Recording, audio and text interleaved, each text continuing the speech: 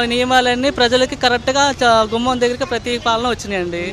ఇప్పుడు ఏంటంటే ప్రతి పింఛన్ కానీ లేదంటే యువతకు ఉద్యోగం బాబు వస్తే జాబ్ వస్తుంది అన్నారు. ఇప్పుడు ప్రభుత్వం వచ్చి దాదాపు 6 నెలలు పూర్తవుతుంది. ఇంతవరకు విద్యార్థి ప్రభుత్వం యువతకైతే ఎటువంటి న్యాయం జరగలేదు మాకు తెలిసినంత మటుకి. ప్రతి ఒక్కరిది అదే పింఛన్లు అన్నారు, పింఛన్లు పెంపు అన్నారు. అదొకటి చేస్తే సరిపోదు కండి.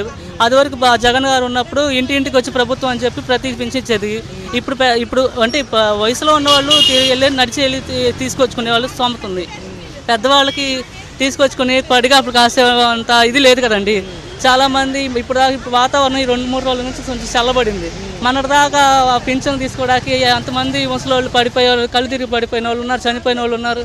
వీళ్ళందరినీ పట్టించుకుంది ఏం లేదు. ప్రభుత్వం ఏం చేసింది, ఏం సాయం చేసిందండి? యువతకి ఉద్యోగం చేయాలి, ఇంటింటికి ఉద్యోగం అన్నారు. ఏ ఒక్కరికి ఉద్యోగం ఇచ్చింది చెప్పండి ప్రభుత్వం వచ్చిన తర్వాత?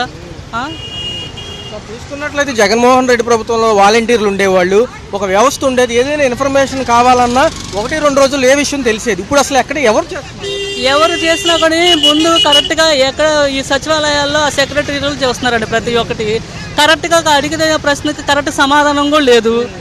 ఎక్కడికక్కడ ఏదో ఒకటి చెప్తూనే ఉన్నారు.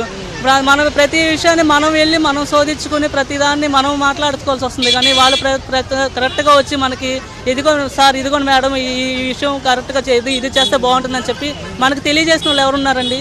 ఇప్పుడు సొసైటీ గురించి కొంచెం బాగా తెలిసిన వాళ్ళు అయితే ప్రతిదీ అడుగుతారు. చదువులేని వాళ్ళు లేకపోతే మామూలుగా నిరుద్యోగులు వాళ్ళు ఉంటారు. వాళ్ళకి అడగటం ఎలా తెలిసిద్ది ప్రభుత్వం గురించి?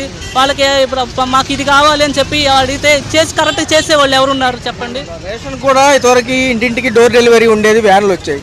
అవి కూడా తీసేసి June 1 నుంచి డిపోల్లో తీసుకోమంటున్నారు. వికలాంగుల పరిస్థితి ఏంటి? లెగలేని వాళ్ళ పరిస్థితి ఏంటి? అదే కదండి. ఇట్లాంటి వాళ్ళు అందరూ ఎవరిని వెళ్ళి అడుగుతారు? ఎవరు వెళ్తే కరెక్ట్గా పనిచేస్తారు చెప్పండి? మాకైతే మాత్రం కూటమి ప్రభుత్వంలో పెద్ద ఉపయోగం వచ్చింది ఏం లేదండి. జగన్ గారు ఉన్నప్పుడు ప్రజలు ఇంకో మాట అనుకోవచ్చు, జగన్ గారు ఉన్నప్పుడు జనాలకి డబ్బులు ఇచ్చి సోమరిపోతులుగా తయారు చేస్తారు అది ఇదని. కానీ అలా అనుకున్నా కానీ ఎవరికి ఏ కుటుంబానికి జరగాల్సిన న్యాయం ఆ కుటుంబానికి అతను చేశాడు, కాదనట్లేదు. కానీ కూటమి ప్రభుత్వం వచ్చిన తర్వాత మేము ఇప్పుడు రోడ్లు వేస్తే సరిపోతుందా? సమాజం బాగుపడదుగా? లేకపోతే అంటే ఇంకోటి చేస్తే కార్యకలాపాలు రంగులు వేస్తే తగ్గిపోతుందా? సరిపోదు కదా. జనానికి ఏది కావాలో కరెక్ట్గా అది అందించి కూటమి ప్రభుత్వాన్ని కరెక్ట్గా సరి చేసుకుంటే నెక్స్ట్ వెనక జరిగిపోయిన ప్రభుత్వానికి ఇప్పుడు ప్రభుత్వానికి ఏంటనేది ప్రజలు అనేది కరెక్ట్గా సమాధానం ఇస్తారు. ఈ రోజు నుంచి కడపలో 3 రోజుల పాటు ఇవాళ రేపు ఎల్లుండి కూడా మహానాడు సభలు చేస్తున్నారు. 1 year పరిపాలన ఏం జరిగిందని చెప్పడానికి పెట్టారు. అసలు ఏం చెప్పబోతున్నారు?